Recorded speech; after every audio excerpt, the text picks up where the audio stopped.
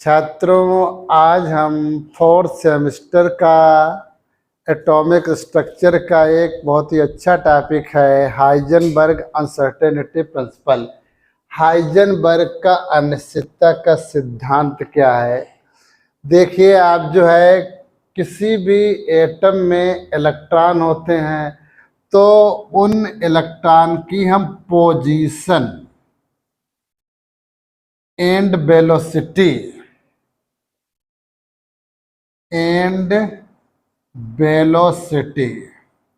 तो किसी भी एटम में कोई भी इलेक्ट्रॉन है तो उसकी पोजीशन एंड वेलोसिटी को हम एक साथ ज्ञात नहीं कर सकते हैं। अगर हमारे लिए पोजीशन ज्ञात हो जाती है तो वेलोसिटी जो है वे अनसर्टेनिटी आ जाती, अनिश्चितता आ जाती है।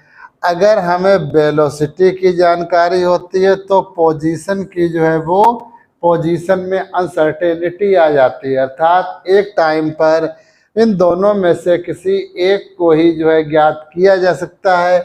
इसे हम क्या बोलेंगे, हाइजेनबर्ग का अनसर्टेनिटी प्रिंसिपल। उन्होंने अपने प्रिंसिपल के लिए मैथमेटिकली फॉर्म में delta x into delta p h upon 4p, ये चिन्ह जो है ग्रेटर का होता है। ये दोनों इसकी अपेक्षा जो है ग्रेटर हैं। इसका अर्थ होता है इसके इक्वल भी हो सकते हैं।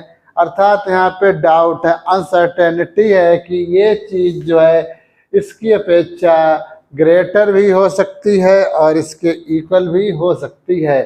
डेल्टा एक्स क्या है, अनसर्टेनिटी इन पोजीशन। डेल्टा पी क्या है, अनसर्टेनिटी इन मोमेंटम। एक बात आप ध्यान रखिए, एमजेपी में इस वर्ष जो है ऑब्जेक्टिव क्वेश्चन आएंगे, इसीलिए ऑब्जेक्टिव के हिसाब से ही मैं थ्योरी लिखवाऊंगा, पीडीएफ और वीडियो वगैरह बनाऊंगा। तो ऑब्जेक्टिव में ये रूल आ सकता है कि हाइजेनबर्ग का मैथमेटिकली फॉर्म क्या है, तो आपको ये मालूम होना चाहिए। अब दूसरा टॉपिक है क्वांटम नंबर क्या होते हैं। देखिए, किसी भी एटम में किसी भी इलेक्ट्रॉन की पोजीशन एंड एनर्जी के बारे में कंप्लीट जानकारी जिन संख्याओं के द्वारा हमें होती है उन्हें हम क्वांटम नंबर कहते हैं। क्वांटम नंबर ये 4 टाइप के होते हैं। प्रिंसिपल क्वांटम नंबर, मुख्य क्वांटम नंबर, ठीक है, या मुख्य क्वांटम संख्या। सबसे पहले पॉइंटों के हिसाब से समझाएंगे। इस क्वांटम नंबर को स्मॉल n से इंडिकेट किया जाता है। इस क्वांटम नंबर का प्रतिपादन बोहर ने किया था। और थर्ड पॉइंट ये है, स्मॉल n की वैल्यू 0 को छोड़कर कुछ भी हो सकती है, कुछ भी पूर्णांक संख्या हो सकती है, लेकिन 0 नहीं होती है। प्रिंसिपल क्वांटम नंबर से हमें सेल के बारे में जानकारी होती है। सेल माने कोष होता है, या आप ऑर्बिट भी बोल सकते हो। जैसे ये नाभिक है, ये फर्स्ट सेल है, दूसरा सेल है, तीसरा सेल है। तो मेन चीज़ ये है कि प्रिंसिपल क्वांटम नंबर से हमें सेल या ऑर्बिट के बारे में जानकारी होती है। देखिए, n की वैल्यू 1 होने पर सेल k होगा, n की वैल्यू 2 होने पर l होगा। इस टाइप से हमारे लिए जो है n के आधार पर हम सेल के लिए पता कर सकते हैं। तो इसके बाद में इस क्वांटम नंबर का इम्पोर्टेंस क्या है या सिग्निफिकेंस क्या है। इस क्वांटम नंबर से हमारे लिए इलेक्ट्रॉन की एनर्जी के बारे में जानकारी होती है। कैसे देखें आप, जो है नाभिक अगर है, नाभिक से सेल की दूरी अगर ज़्यादा होगी तो हम बोलेंगे उस सेल की एनर्जी अधिक होगी, और नाभिक के पास में अगर सेल है तो हम बोलेंगे उस सेल की एनर्जी लो है। ठीक है, तो इस टाइप से हमारे लिए प्रिंसिपल क्वांटम नंबर से हमें सेल के बारे में जानकारी होती है। दूसरा है एजीमुथल क्वांटम नंबर। इसे हम स्मॉल l से इंडिकेट करते हैं। ये पहला पॉइंट हो गया। इसका प्रतिपादन सोमरफेल्ड के द्वारा किया गया था। अब आप देखें इस क्वांटम नंबर से हमें जानकारी क्या होती है, सब सेल की, सब सेल। देखिए इस क्वांटम नंबर से हमें सेल के बारे में जानकारी होती है, लेकिन इस क्वांटम नंबर से हमें सब सेल के बारे में जानकारी होती है। अब 4 सब सेल होते, एस है, पी है, डी है और एफ है। अब देखिए अगर एल की वैल्यू 0 होगी तो एस सब सेल होगा, एल की वैल्यू 1 होगी तो पी सब सेल होगा, एल की वैल्यू 2 होने पर डी होगा, एल की वैल्यू 3 होने पर एफ सब सेल होगा। तो हमारे लिए देखिए एजीमुथल क्वांटम नंबर से हमें सब सेल की जानकारी होती है और उन सब सेल की शेप के बारे में भी जानकारी होती है। एस की शेप स्फेरिकल होती है, पी की शेप जो है डम्बल शेप्ड होती है, डी की जो है डबल डम्बल होती है, एफ का कॉम्प्लिकेटेड होता है। तो इस टाइप से हमारे लिए एजीमुथल क्वांटम नंबर से हमारे लिए जो है सबसेल और उनकी शेप के बारे में जानकारी होती है।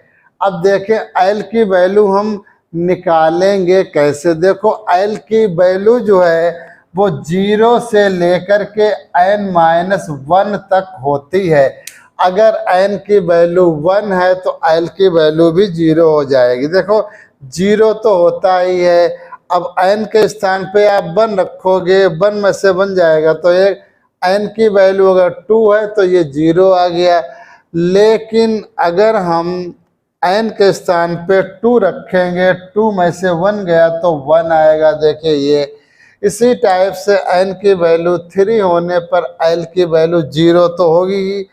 n की जगह पे हम 3 रखेंगे, 3 में से 1 जाएगा तो 2 बचेंगे, तो 1 भी आएगा, यहाँ पे 2 भी आएगा। n की वैल्यू 4 होने पर 0 तो आना ही है, 4 n की जगह पे 4 रख देंगे हम, 4 में से 1 जाएगा, 3 आएगा, तो 1 2 3 आ गया। तो इस टाइप से हमारे लिए जो है एजीमुथल क्वांटम नंबर की हमने आपको जानकारी दी है।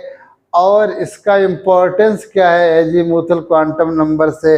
एजीमुथल क्वांटम नंबर से हमारे लिए सबसेल की जो है शेप के बारे में और ऊर्जा के बारे में जानकारी होती है।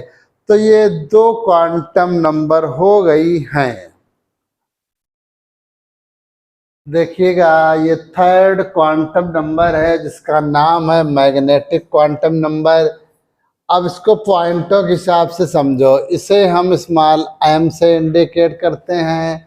इस क्वांटम नंबर का प्रतिपादन लेडी एंड ऑलन बैक द्वारा किया गया है और इस क्वांटम नंबर से हमारे लिए ऑर्बिटल की जानकारी होती है, किसी सबसेल में कितनी ऑर्बिटल हैं। और हम जानते हैं किसी सबसेल की सभी ऑर्बिटल्स की ऊर्जा सेम होती हैं। मान लीजिए p ऑर्बिटल हैं, ये 3 p ऑर्बिटल की एनर्जी सेम होती है, इन्हें हम क्या बोलेंगे, डीजनरेट ऑर्बिटल। ऐसी ऑर्बिटल जिनकी एनर्जी सेम होती है उन्हें हम क्या बोलेंगे, डीजनरेट ऑर्बिटल। और अगला पॉइंट है एक ऑर्बिटल में केवल अपोजिट स्पिन के 2 इलेक्ट्रॉन ही रहते हैं। इसके बाद में देखिएगा m की वैल्यू हम कैसे निकालेंगे। m की वैल्यू जो है -l से 0 से होकर के +l तक जाती है। ये तुम लोगों ने इंटरमीडिएट में भी पढ़ा होगा। जैसे कि l की वैल्यू 1 होने पर m की वैल्यू क्या हो जाएगी, देखिए -1 0 +1, ठीक है।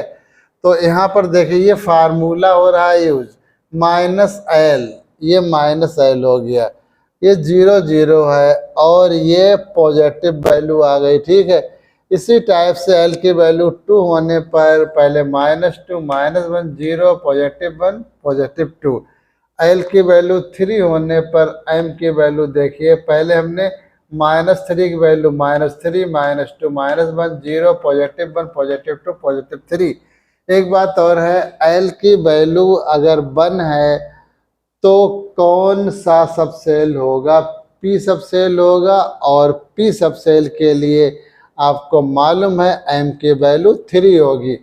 इसके लिए पी एक्स के लिए -1 हो जाएगी, इसके लिए 0 हो जाएगी, इसके लिए +1 हो जाएगी। इसी टाइप से एल की वैल्यू अगर 2 है तो कौन सी ऑर्बिटल होगी, डी ऑर्बिटल 5 होती हैं, देखिए 1 2 3 4 5, तो उनके लिए ये वैल्यू है। एल की वैल्यू 3 होने पर, एल की वैल्यू 3 होने पर एफ सबसेल होगा। एफ सबसेल में 7 ऑर्बिटल होती हैं, तो उनके लिए वैल्यू देखिए 1 2 3 4 5 6 7। तो इस टाइप से एफ सबसेल के लिए ये सातों वैल्यू इस टाइप से लिखी जाएंगी।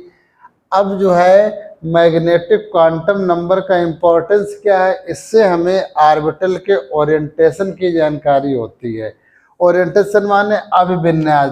देखिए पी ऑर्बिटल एक्स अक्ष पे है कि वाई अक्ष पे है कि जेड अक्ष पे है, इस बात की जानकारी हमें कौन देता है, मैग्नेटिक क्वांटम नंबर। तो इससे हमें क्या जानकारी प्राप्त होती है, ऑर्बिटल का ओरिएंटेशन अर्थात उनका डायरेक्शन क्या है।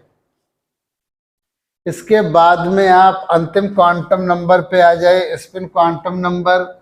स्केल स्मॉल एस से इंडिकेट करते हैं। इसका प्रतिपादन जो है गोल्ड स्मिथ के द्वारा किया गया, और इससे हमें जानकारी क्या मिलती है कि इलेक्ट्रॉन कौन सी डायरेक्शन में रोटेट हो रहा है, क्लॉकवाइज डायरेक्शन में कि एंटी क्लॉकवाइज डायरेक्शन में रोटेट हो रहा है। ये देखिए एक ऑर्बिटल में अपोजिट स्पिन के 2, एक क्लॉकवाइज और एक एंटी क्लॉकवाइज।